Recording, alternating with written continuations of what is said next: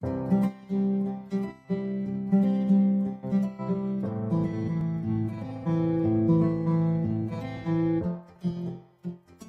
libur ya paling cuman buat ya makan gitu, ongkos kayak gitu aja sih, 100 itu doang sih.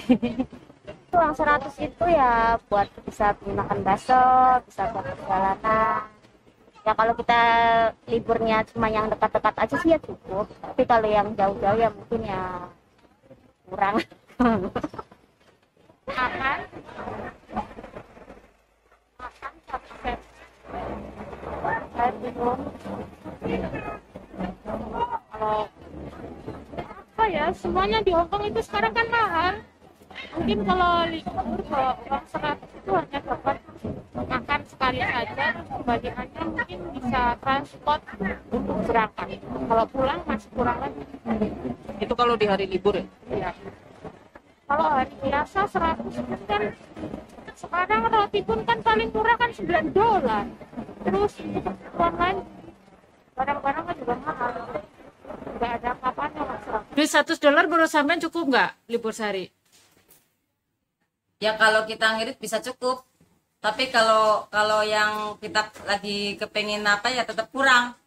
Oh, biasanya libur Semestinya harus megang 200. 200 ya. Itu habis. Enggak, kadang masih. Oh, berarti kadang $100 cukup, kadang nggak cukup ya? Iya, sudah. Kalau menurutku, kalau liburan begini ya, uang 100 itu bisa untuk mengcover transportasi. Karena rumah kita kebutuhan makan, ya.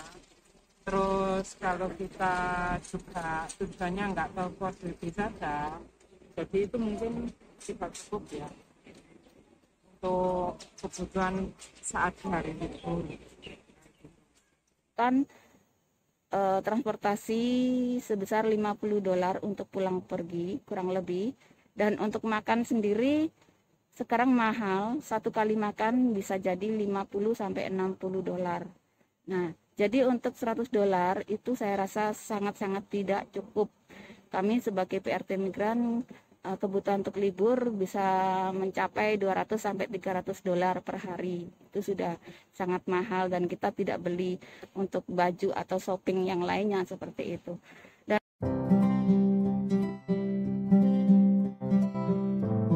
untuk gaji sendiri 4.630 dalam kurun waktu 2 tahun ini tidak mengalami kenaikan. Maka kami juga merasakan dampaknya sangat sulit untuk mengembangkan kebutuhan kami yang ada di Indonesia. Belum lagi kenaikan kebutuhan yang ada di Hong Kong, dan kebutuhan yang ada di Indonesia sendiri juga naik. Jadi kita merasakan dampaknya di sini. Apalagi saya sebagai orang tua dari 4 orang anak saya yang sekarang di jenjang pendidikan sekolah lanjutan atas 3 orang dan 1 orang sekolah lanjutan pertama. Jadi maka untuk subsidi pendidikan sendiri di Indonesia tidak ada. Maka semua kebutuhan pendidikan kami sebagai orang tua yang menanggung seperti itu. Belum lagi biaya kebutuhan sehari-hari, sembako juga naik.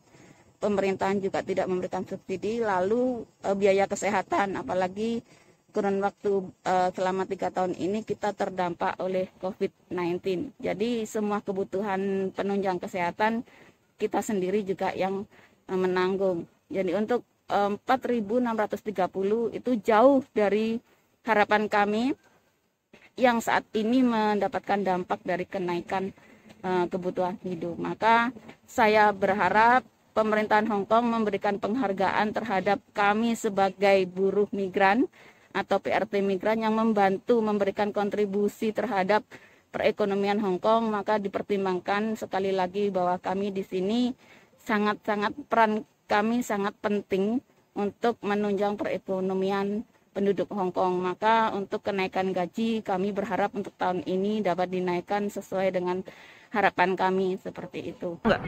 Ya apa ya, kalau kita bersyukur mah cukup aja sih C, soalnya kan ya namanya kita kerja kan pasti buat di rumah juga kayak gitu loh.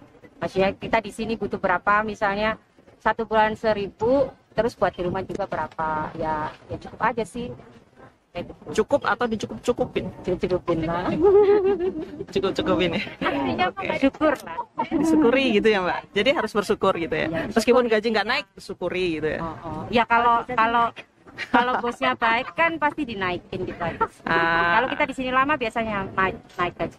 Kalau baik, Kalau baik terus disyukuri aja berarti. Disyukuri aja. Ya sebenarnya sih cukup kalau kita bisa mengatur keuangan.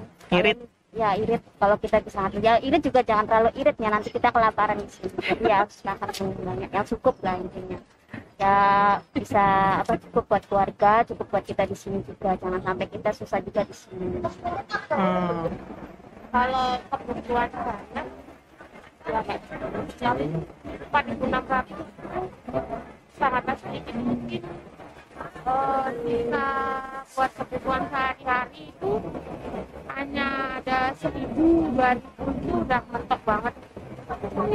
Kebutuhan softtek, sabun, makan, sarapan, biaya hidup, kemudian kebutuhan lain mungkin hitungnya itu 200-an itu udah mirip banget. Terus ngirit ya? Kalau menurut saya waktu dulu itu enggak cukup banget, benar-benar kebutuhan banyak banget ya. Jadi harus membagi gimana uang itu cukup. Sekarang berhubung anak sudah dewasa, terus sudah bekerja, yang satu sudah rumah tangga, jadi kebutuhan pengeluaran itu mungkin lebih sedikit, jadi itu bisa membagi kayak gitu. Mungkin bisa ada sedikit, ya walaupun sedikit bersyukurlah masih bisa.